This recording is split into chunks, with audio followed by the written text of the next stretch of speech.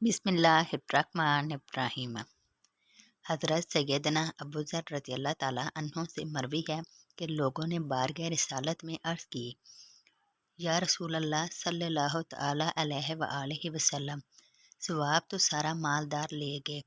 वो हमारी तरह नमाज पढ़ते हैं, हमारी ही तरह रोज़ा रखते हैं और अपने जायद माल से सदका भी करते हैं, जबकि हमारे पास माल नहीं जिससे हम सदका करें। इरशाद फरमाया, क्या अल्लाह अज़्ज़ा व जल ने तुम्हारे लिए वो चीज़ नहीं बनाई जिसके ज़रिए तुम सदका करो? सुनो, बेशक हर तस्बीह सुभान अल्लाह कहना सदका है और हर तकबीर अल्लाह अकबर कहना सदका है। हर तहमीद अल्हम्दुलिल्लाह कहना सदका है और हर तहलील ला इलाहा इल्लल्लाह कहना सदका है। नेकी का हुक्म करना सदका है और बुराई से मना करना सदका है और अपनी ज़ौजा से सोहबत करना भी सदका है। सहाबा कराम ने अर्ज़ की, या रसूल अल्लाह सल्लल्लाहु ताला अलैहि वआलैहि वसल्लम, हम में से कोई अपनी ख्वाहिश की तकमील चाहता है तो क्या इस पर भी इसके लिए अजर है? इरशाद फरमाया, तुम्हारा क्या ख्याल है, अगर वो हराम जगह अपनी ख्वाहिश पूरी करता तो इसे गुनाह न मिलता?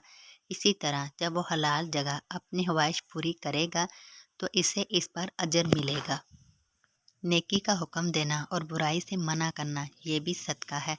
इसी तरह सुभान अल्लाह, अल्हम्दुलिल्लाह, अल्लाहु अकबर और ला इलाहा इल्लल्लाह कहना भी सदका है। अज़कार मज़कुरा के मुकाबले में अमर बिल मरूफ और व नही अल मुनकर यानी नेकी की दावत देने और बुराई से मना करने का सवाब ज़्यादा है, क्योंकि ये फ़र्ज़ किफ़ाया है, जबकि तस्बीह, तहमीद और तहलील का शुमार नवाफिल में होता है। ये बात बिल्कुल वाज़ेह है कि फ़र्ज़ का सवाब नफल से ज़्यादा है, जैसा कि हदीस कुदसी है कि मेरा बंदा किसी चीज़ के ज़रिए भी मेरा इतना कुर्ब हासिल नहीं करता जितना कुर्ब फ़राइज़ के ज़रिए हासिल करता है। इसी तरह हज़रत सैयदना अबू हुरैरा रज़ियल्लाहु ताला अन्हु से मरवी है कि फ़र्ज़ का सवाब नवाफिल से 70 गुना ज़्यादा है। अपनी ज़ौजा से सोहबत करना भी सदका है। इसमें इस बात पर दलील है कि मुबाह चीज़ें भी अच्छी नीयत से इबादत बन जाती हैं। बस हक़ ज़ौजियत की अदायगी, अच्छे सलूक, नेक औलाद की तलब, खुद अपनी या ज़ौजा की पाक दामनी, हराम अशिया की तरफ नज़र और इनमें गौर व फिक्र से बचने या और किसी नेक काम की नीयत से अपनी ज़ौजा से सोहबत करना भी सवाब है।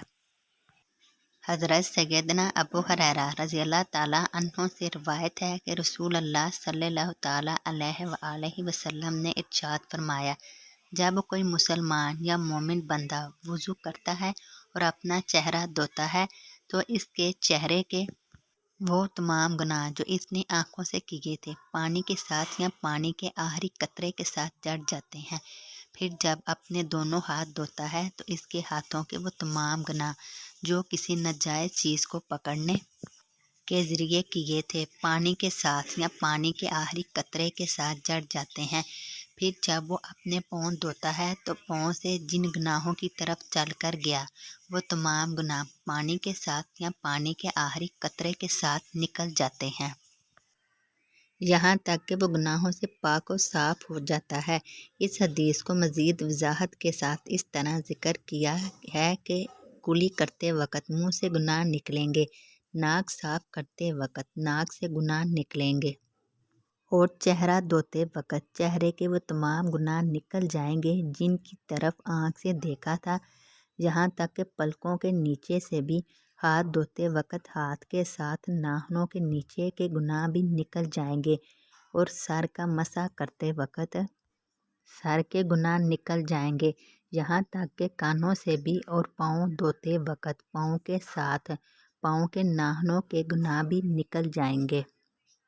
इस हदीस से साबित हो रहा है कि वुज़ू करने वाले के सिर्फ़ अज़ाए वुज़ू के गुनाह माफ़ होते हैं, जबकि हज़रत सैयदना उस्मान रज़ियल्लाहु ताला अन्हु वाली हदीस में सारे गुनाहों की माफ़ी का बयान है, जिसके अल्फाज कुछ यूँ हैं, तो सारा बदन पाक हो जाता है और बग़ैर बिस्मिल्लाह के वुज़ू किया जाए तो सिर्फ़ वही अज़ा पाक होंगे जो वुज़ू में धुले होंगे।